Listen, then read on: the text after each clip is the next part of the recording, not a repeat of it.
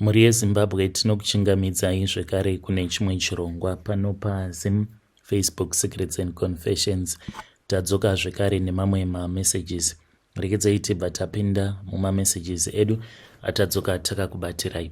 Hanzi makadi zvenyu mukoma, inini mukunoromba kwandakaita hakusi kunzi ndainge ndichida kuromba kana kuti ndainge ndichiziva kuti zvandiri kuita izvi ndava kutoromba, but ndakangopfuririkawo ndikangoti zvimwe kuda ipi yepressure yandakapiwa negirlfriend randainge ndichidanana naro because kwainge kuine promotion yainge yamuka kubasa. Saka akanditi ndiyo unofanira kuti unge uchizowana promotion instead yeumwe bhururu wandainge ndichiwirirana naye watainge ndichishanda naye.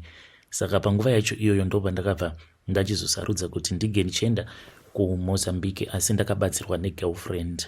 Pane zvose izvo zvandakaita hapana kana chimwe chete zvacho chinombondifadza, asi ndinozvidemba. Ndine dzimba dzakawanda dziriko kunze kwenyika, asi chandisina ipeace of mind ndo chandinongochemera chete kuti dai ndakwanisa kuwanawo peace of mind. Saka ndakazoroora girlfriend. Mushure mekunge ndaroora girlfriend ndobva tachizodzokera zvekare kuMozambique, tikabva tachizonopiwa mushonga wekuti mukadzi wangu ange achizofa. Mudzimai wangu wandakaroora ndikachata naye wekutanga ndakamuuraya nekuda kwezvose zvandainge ndichiudzwa negirlfriend kuti ita zvakati. Sevanhu vainge vatoromba vari pamwe chete, combination yedu yainge iri very dangerous zvekuti dai mudzimai wangu akazviziva angadai akangorongedza mabhegi ake akaenda, asi nekuda kwekuti aizviudza kuti pano ndichagarira vana vangu, kunyange ndainge ndamuudza kuti ndainge ndisisina hanya naye nekuti ainge asipo pandakaromba, ndakaona kuti zvaikwanisa kuzonetsa futi semunhu anonamata kuti utange kuzomuudza kuti tinofanira kuti tinge tichidai, tofanira kuti tipote tichienda kun'anga, iniwo ndine mishonga yandakapiwa, saka mishonga iyi yazondipandukira ende iwewe unofanira kutoti unge uchitondibatsirawo mukunozadzikisa kwandinenge ndichiita mhiko. Saka ndakaona kuti inenge iri long process. Shortcut yainge iripo yainge iri yekuti ndinge ndichizotongogara negirlfriend mushure mekunge tauraya mudzimai wangu. I joined the ZRP mainge muri mugore ra1998. After I had joined the ZRP, that was when I got posted kuchipinge uko. Ndakaendako like every officer. I believed kuti within a very short period of time ndainge ndichazowanawo promotion, doing everything that I was being told by my superiors. But ndakazoona kuti aiwa kuti unge uchikwanisa kubudirira muupenyu zvinenge zvichidawo kuti unge uchitosimba panyama zvekare nepamweya. Ndipo apo pandakaona kuti kunyange ndainge ndava nemakore akati wandei as an assistant inspector, apa ndichiona vamwe vainge vari vechidiki mayoung officers vachitowana mapromotions.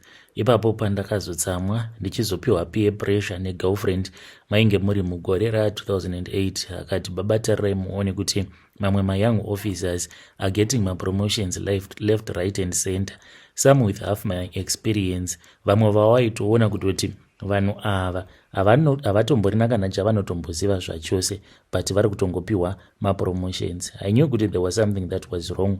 I suspected kuti vamwe kuko vangu avo vainge vakaisa chituko pamusoro peupenyu hwangu mushure mekunge vandoudza kuti saka iwe wasarudza kuita mupurisa iwewe, sei usina kuita hwindi semamwe madzikoma ako? Saka ndiwo watofunga kuti unofanira kuti unge uchiita mupurisa wekutanga mumhuri iwewe. Saka chainge chitori chituko chavakaisa pamusoro peupenyu hwangu.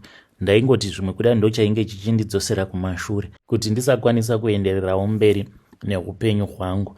Saka nerimwe zuva apo girlfriend yakati chingoramba ichindipa pressure ende vanhukadzi vakangwara chaizvo. Takati takarara paya ndichizama kumubata-bata, akabva ati nhasi hapana chandinokupai. Ndikati koinda. Akabva anditi nekuti muri kuramba kuenda kuMozambique kunobatsirwa, ingawani ndakakuudzai kuti kuna sekuru vangu vamwe variko kuMozambique vanokwanisa kukubatsirai. Kana muchida kurara neni tinotofanira kuti mbotanga taenda kuMozambique. Ndakazomunyengerera hangu usiku hwose ndokubva tachizorara zvedu tose, asi ndakatotanga ndamuvimbisa kuti tainge tichifanira kuti tinge tichizoenda kuMozambique. Saka ndakazoenda naye kuMozambique. Tasvika kuya ndokubva tachizotanga kugara pamba pasekuru vake. Saka sekuru vacho ivo vakati mushonga iwoyo wekuti munhu unge uchikasika wazowana promotion pabasa, ivo vainge vasina mushonga wacho, even though vaimbopota vachibatsira vanhu vanoshanda mumagovernment vanenge vachida mapromotion vanobva kunana Zambia zvekare neZimbabwe, vaiti panguva yacho iyoyo vainge vasina. Saka takachizoenda manje kune n'anga yacho, sezvo ininiwo ndainge ndisina nguva yakareba because ndainge ndangopiwawo ofu yemazuva mashomanana. Vakabva vachizoti vainge vachitoda kutoenda nesu kuitira kuti kana tava kubva ikoko ndinenge ndatogadzirirwa uye zvekare ndatosimbisiwa so that pandinozodzokera kuZimbabwe ndingosvika ndichingopiwa promotion. Saka takazoenda tose, tasvika kuya mukoma ndokubva ndachizoendeswa kurukova. Ndakaendeswa ndikabva ndachizonogezwa uye zvekare ndikabva ndachizotanga kupiwa nyama ndizive kuti nyama iyi yainge iri nyama yemunhu here kana kuti yainge iri yei, but ndakangonzi ndaifanira kuti ndinge ndichidya nyama iyoyo iri mbishi. Ndakaidya kwemazuva maviri. Ndapedza kuita saizvozvo kwakabva kwachizounzwa kapu yainge yakazara mvura, asi mvura iyi yainge yakatsvukuruka. Ndikabva ndaudzwa kuti kapu iyoyo yainge iine mvura yainge yakatsvukuruka, mvura iyoyo yainge yakashandisiwa pakanowachwa zvipfeko zvoumwe mukadzi ainge aripo, asi handina kumuratidzwa angu mukadzi wacho, hanzi ainge ari kumazuva ake, ainge atouyawo kuzotobatsirwa nasekuru vacho ivavo. Ndikabva ndanzi ndaifanira kuti ndinge ndichinwa mvura iyoyo ndisingasemi, ndikaita saizvozvo uye zvekare ndikabva ndachizonzi pandinodzokera kumba ndaifanira kuti ndinge ndichizopota ndichizonwa mvura yakaita seiyoyo yekuti kana ndikaona mudzimai wangu ari kumazuva ake ndaifanira kuzotaimira ndopota ndichitora zvipfeko zvake zvemukati ndozviisa mumvura ndobva ndachizonwa mvura yacho iyoyo. Ndakazviita izvi mukoma. Mushure mekunge ndaita zvinhu zvose izvozvo ndopatakabva tachizonzi mangwana acho makuseni taifanira kutoti tinge tichitodzokera kuZimbabwe. So by the year 2009 muna February ndainge ndatova a chief inspector. I had been promoted 3 months later. I was very happy because I was then transferred. Ndikabva ndachizodzoka muHarare. Ndainge ndava paHarare Central overseeing mamwe ma-operations. By 2020 I was working close to CID headquarters.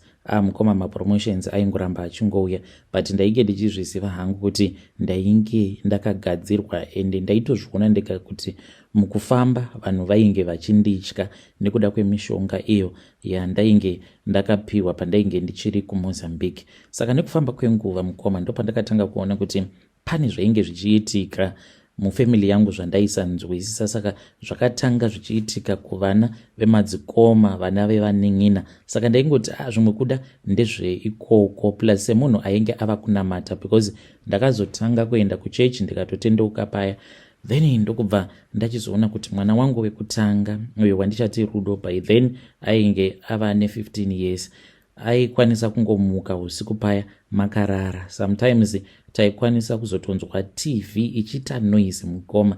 Then tobva tachizoenda. By that time mudzimai wangu ainge atoshaika because takangoti tichingobva kuMozambique negirlfriend tikachizodzokera zvekare pandakazopiwa mushonga wandaipota ndichiisira mudzimai wangu muchikafu. Saka vana ava vana vandakaita nemudzimai wangu wekutanga, but zvava kupinda zvekare kuvana vangu vandakazozvara negirlfriend ndopava kunetsa ipapo. Pose apa mukadzi wangu wenumber 2 ainge asina basa nazvo. Saka taitoti kana tikamuka tichinzwa kuti pane munhu ari kuona mamovie kana kuridza music, taibva tachizoenda kudining. Apa tobva taona kuti Rudo anenge akagara zvake pasofa. Akagara pasofa kudaro anenge asingabwairi, asingaite sei, achitoita sekunge munhu akanamatidzirwapo pasofa ipapo kuita kunge chidhori.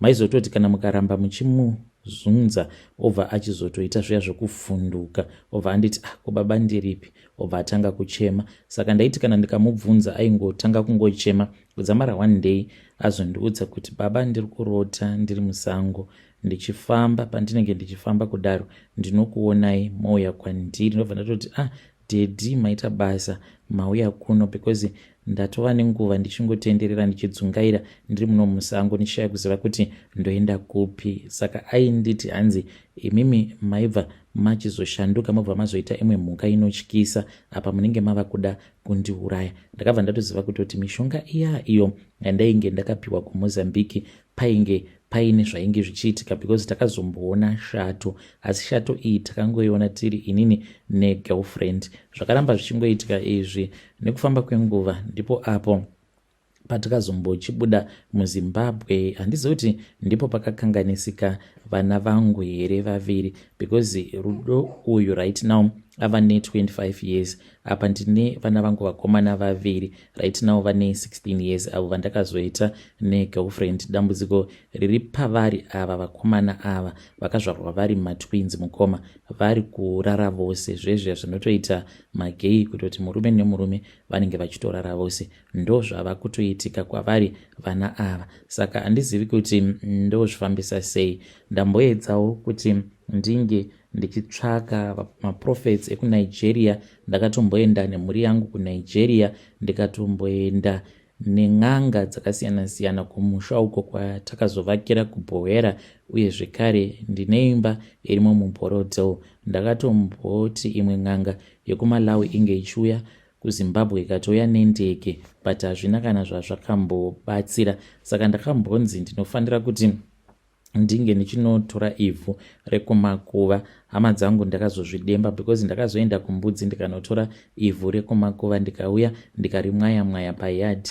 Usiku hatina kurara, ndaitoona zvipoko. Dzimwe nguva ndaikwanisa kutonzwa munhu achitonoka pahwindo. Ndaiti kana ndikavhura keteni ndobva ndatoona kana munhu anenge asina musoro. Saka ndikuudzwa kuti hanzi pandakaendako kuMozambique ndichiti inini ndikutongotsvakawo mushonga wekuti ndinge ndichizopiwa promotion. Saka hanzi ndakabva ndachizoshandisirwa mishonga, but mishonga iyi yandakashandisa iyoyo yainge yakazanganiswa nevhu rakatorwa paguva remunhu zvekare nemaparts emunhu akafa. Mukoma nyaya iripo ndeyekuti mari ndinayo, ndine imba, ndine dzimba munzvimbo dzakasiyana siyana. Izvezvi nditori neimwe imba iyo yandiri kuvakisa kuGrendel uko, but nyaya iripo ndeyekuti handina peace of mind zvachose. Kana ndikangotarisa vana vangu ndikatanga kufunga nezvavo vana ava vari kudanana, vari kurara vose, uye zvekare vakatondibudira pachena kuti baba, saka imi munoda kuti tinge tichiita sei, because kana tikasarara tose pane kamwe kadhara ako kanouya kanobva katanga kutirova. Saka kutorara tose kwatiri kuita tikutozamawo kutoti tisazoramba tichirohwa nekadhara ako kanopota kachiuya kwatiri. Ndiyowo nyaya yangu. Ndanga ndichitsvakawo muprofita. Kana kuine muprofita anozviti iye ane masimba, chandanga ndisiri kuda ndechikuti ndinge ndichizotambisa mari yangu zvekare nekutambisirwa nguva yangu, because ndiri kutoda help, uye zvekare ndiri panguva yakaoma. Dzimwe nguva ndinokwanisa kuti ndichifamba kana ndikaona munhu anenge achitotambura ndinotoshuvira kuti dai hangu ndanga ndiri ini ndichitambura, ndichiita kana zvechivhenda ndichitengesa kana mutauni, nekuti zvinenge zviri nani. Pane umwe musi apo pandakatomboti ndigere zvangu nemudzimai wangu tichitotaura nyaya, akangokaruka ati but garden boy wedu anenge ari nani, because tina garden boy wedu. Saka tainge takatogara zvedu tiri mubedroom tichitomuona ari panze ainge achikata hake loni. Mudzimai wangu akangokaruka ati but garden boy atori nani. Izvezvizvi achati apedza kushanda oenda kuchirumu kwake obika chisadza chake, kunyange zvikanzi adya sadza nematemba, obva achizonwa kana chipepsi chake. But chinenge chakakosha ipeace of mind. Mukoma chinhu chakangokosha muupenyu, mumarriage, mubusiness, mune zvose zvaunenge uchiita ipeace of mind. Kana usina peace of mind unenge usisiri kurarama. Inini nemudzimai takangofanana nevanhu vakatofa kudhara. Mudzimai wangu akazototanga kuzotopepukawo mushure mekunge azoona kuti pane zviri kuitika. Akatombozviramba pandakamuudza kuti vana ava vari kurara vose, because ndakavabata red handed vakarara vose. Zvinova zviri zvinhu zvakandishamisa, zvakandityisa kuti ndo zvingaita vana here izvozvo. Saka kana mukaposta nyaya yangu ndizivisei, ndichange ndichizotevererawo ndiri mucomment section. vedare ndo meseji iyo yandakatumidzirwa ichibva kuna mukoma vedu avo. Ngatizamei kuti tinge tichitaura navo mukoma vedu ava mucomment section. Hanzi chakakosha muupenyu ipeace of mind. Kana usina peace of mind hanzi unenge usisiri kurarama zvachose. Ngativabatsirei mucomment section. Hanzi ndiri kutsvakawo munhu anokwanisa kundibatsira but handisi kuda zvokuti ndinge ndichizotambisirwa nguva yangu nemari yangu. Rekedzai tibva taenda panyaya yedu inotevera. Nyaya yedu inotevera yakamira sekudai so. Hanzi makati zvenyu mukoma, ndinokumbirawo kuti munge muchindiposterawo nyaya yangu makavigawo chitupa changu. Ininiwo pari zvino I am pretending to my relatives kuti ndiri kuUK but ndiri kuna hangu kuchitungwiza. Ndakaenda kuUK, pandakaenda kuUK mainge muri mugore ra2015. Pandakasvika kuUK ndakabva ndachizoapply for an asylum. Zvinhu zvakamboita sekunge zvava kufamba zvakanaka but pane problem yakazongoitika. Ndainge ndava kufambidzana neumwe murungu, saka murungu uyu aita sekunge she was a psychopath. Akangondifomera nyaya mukoma all of a sudden ndikabva ndachizosungwa. Ndakasungwa kubva mugore ra2015 16 then ndokubva ndachizobuda mujeri mainge muri mugore ra2018 then I was deported by then. Ndokubva ndachizodzoka kuno kuZimbabwe but ndakangoti ndichingosvika kunoku ndainge ndagara ndichitotaura neimwe friend yangu. Ndokubva ndachizomboenda ndikanogara kuSouth Africa kuKempton Park. Ndakashandako kuSouth Africa kuzosvika ndichizodzoka kunoku kuZimbabwe last year. Pandakadzoka kuno kuZimbabwe hakuna kana akambozviziva, saka vanhu vanotofungidzira kuti maybe ndichiri kuUK but ndakasodzoka ini I got deported. Saka ndaingoti zvinhu zvichanaka mukoma, zvinhu zvichanaka. Kana zvinhu zvikanaka veukama ndozovaudza. Saka pari zvino kana yerenti chaiyo handitomborina, zvinhu zvacho zvakatondiomera mukoma. Saka handizivi kuti veukama kana ndichida kuvaudza ndotangira pai, ndovaudza sei so that ivo vange vachizokwanisa kundigamuchira because I feel like I was a failure because pandakaenda kuUK pane vamwe vatete vangu avo vakatengesa motikari yavo kuti ndige ndichizokwanisa kubhadhara dzimwe mari dzainge dzichidiwa. Saka vatete ava vachembera but vakura. I have not seen her in so many years. Ndiri kutonzwawo ndichitonyara kutanga kufunga kuti ndinofanira kuti ndinge ndichizoenda ndichizonotaura navo ndichizovaudza zvose izvo zvakaitika. Vedare ndo message iyo yandakatumidzirwa ichibva kuna mukoma vedu. Zvakangooma hazvo vedu hanzi ndakanyura zvangu muchitungwiza umu but vanhu vanotofungidzira kuti ndiri kuUK. Zvakangooma hazvo vedu asi ngatizamei kuti tinge tichitaura navo mucomment section mukoma vedu ava. Rekedzai tibva taenda panyaya yedu inotevera. Nyaya yedu inotevera yakamira sekudai so. Hanzi mukoma nashi muri sei? Ndakabhadhara vamwe madzibaba. Madzibaba ava mukomaka vanobatsira. Ndichaona ndichambotaura navo. Kana kuri kunzi ndikataura navo vakabvuma ndinokwanisa kuzokupai mafone numbers avo because manumbers acho awa andinawo. Ndakamboedza kupawo umwe mukadzi because ndine imwe channel iyo yandinotevedzera, saka ndakati ndanzwa confession yake ndobva ndachizomunzwira tsitsi ndikataurawo nevanoverenga maconfessions kuchannel kwacho ikoko. Ndikabva ndachizomupa mafone numbers but mushure mekunge ndamupa mafone numbers amadzibaba ava vakandibatsira. Vakazongomupa cold shoulder. Vakangomubvunza kuti ko iwewe ndiwe ani uye zvekare manumbers angu wamawana kupi. Akabva achizovaudza. Vakamubvunza kuti munozivana here, muri hama here, makasangana kupi? Akangoti tangosanganawo paYouTube. Ndokubva vazongotanga kungoblutika mamessages ake. Iniwo vakatomboita nguva refu vachingoblutika mamessages but pari zvino tinototaura tose. Saka kana kuri kunzi ndikazotaura navo ndichavakumbira. Ndobva ndavaudza kuti semabatsiriro avo amakandiita ndanga ndichida kuti munge muchibatsirawo vamwe vanhu vari kutambudzika. Saka ndozokupai mafone numbers avo mukoma nashi. Saka nyaya iripo ndeyekuti ndakaenda kwavari madzibaba ava because ndainge ndanetsana nomumwe mukadzi. Mukadzi uyu ainge achigara pamba patinogara takanetsana zvaizvokungotukana pamafoni zvekutoti kuzonosvika achizonofa hakutomborina kana akambosuspekta kuti inini ndini ndakazvikonzeresa, ndini ndakakonzeresa kufa kwake. Ndakaenda kwavari madzibaba ava ndikabva ndachizovaudza kuti ndo zvainge zvakaitika.